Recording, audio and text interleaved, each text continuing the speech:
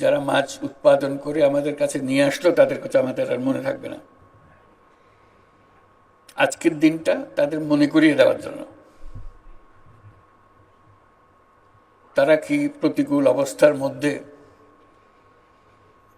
আমাদের জন্য বাছাই করা মাছগুলো টাটকা অবস্থায় পরিবেশন করার জন্য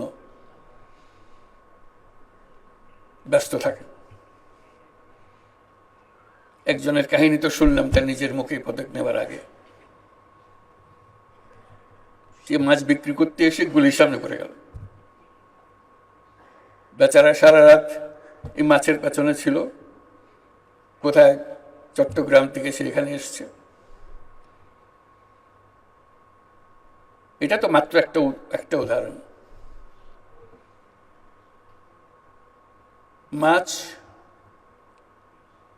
আমাদের জন্য প্রকৃতির একটা উপহার।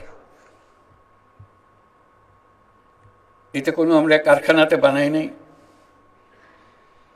এটার জন্য আমরা কোনো শ্রমিক নিয়োগ করি নাই যেটা বানিয়ে নিয়ে আসতে হবে। আল্লাহর দান।